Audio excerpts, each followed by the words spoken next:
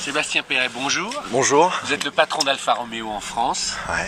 On est sur le circuit de Nogaro, vous êtes assis sur la 4C. Qu'est-ce qu'elle représente l'Alfa 4C pour Alfa Romeo? Un rêve qui est devenu réalité.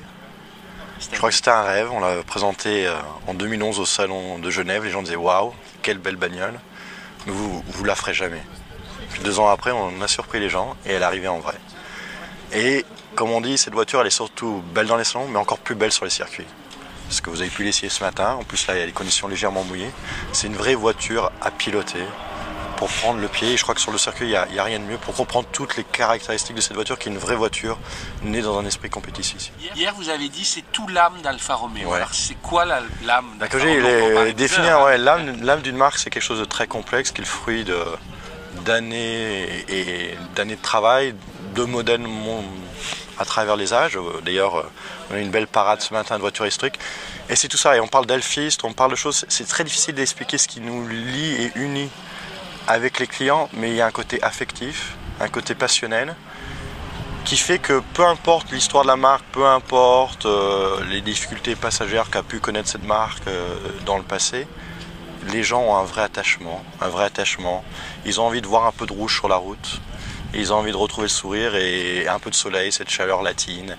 C'est quelque chose de difficilement descriptible. On le voit quand on voit les gens des clubs, on le voit quand on voit les clients, on voit quand quelqu'un sort d'une 4C, le sourire. C'est ça qui fait toute l'âme d'une Alfa. Est-ce que le fait que la voiture soit très radicale, direction assistée, très légère, très sportive, ça a fait débat pour sa réalisation? Ça s'est imposé de dire on va faire une voiture radicale? Voilà, elle n'est pas aseptisée, c'est très rare dans la production aujourd'hui. Oui, mais on a parlé de pure Alfa Romeo. Et la notion de pureté, je crois, est essentielle pour les Alfa d'aujourd'hui et de demain. C'est aujourd'hui, justement, et ce qui fait aussi l'âme d'Alfa, c'est que ce sont des voitures sans compromis. Elles ont des petits défauts, par exemple les rangements, c'est pas quelque chose qu'on va travailler dans une voiture de façon extraordinaire. On va travailler la ligne, on va travailler le châssis, on va travailler le plaisir de conduite. Et c'est ce qui fait que nos voitures sont uniques. Et la 4C est vraiment le travail le plus abouti. On s'est dit, on veut faire une voiture radicale, on veut revenir au plaisir sportif, qu'on fasse corps avec la voiture, d'où cette direction qui est un peu différente de ce qu'on a l'habitude de conduire. On peut pas conduire à une main, mais justement, on fait corps avec la route. Mais la voiture répond beaucoup mieux et il n'y a rien de plus agréable que le bruit du moteur et de passer les chicanes. Moi, j'ai vraiment plaisir au volant de cette voiture, dans les chicanes, dans les successions de courbes.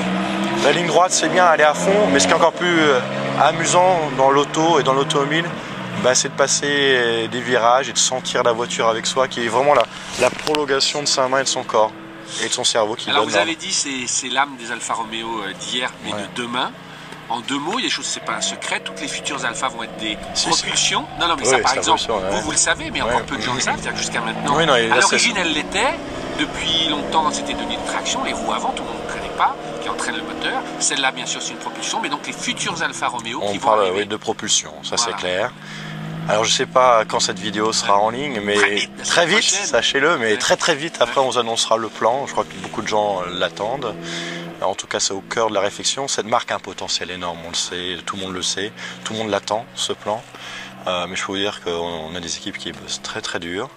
Comme je vous disais, cette voiture en 2011, quand on dit ça arrivera très vite, les gens disaient ouais, allez les Italiens, encore des parola. Non. Il y a la version Speeder aussi qui arrive, aussi, que vous avez présenté. Tout à fait à Paris. Donc non, voilà, ça se met en place. Dans une notion de pureté probablement beaucoup plus forte, dans une notion de légèreté, d'efficience, de plaisir automobile, de motorisation. Donc on revient à nos racines. Je pense que chaque des marques qui sont centenaires dans l'auto, il y en a, mais il y a des marques qui ont un territoire très clair. Alfa, c'est un cœur sportif, ce sont des lignes sublimes, et ça vous allez le voir dans les futures voitures. Celle-ci a été élue voiture de l'année, plus belle voiture de l'année comme d'autres, et je suis sûr qu'on va gagner encore beaucoup de prix, plus belle sportive de l'année. Et c'est ça, Alfa, et c'est pour ça qu'il y a une âme qui est différente, parce qu'on est capable de faire des voitures sans compromis. Et attendez un peu, soyez patients, la dernière fois c'était quelques mois, là on y arrive. Mais non, on sait qu'on a envie, on a tous envie que cette marque reparte de l'avant, et elle repartira de l'avant, et elle va repartir très rapidement. On a confiance. Merci Sébastien. Merci. Au revoir.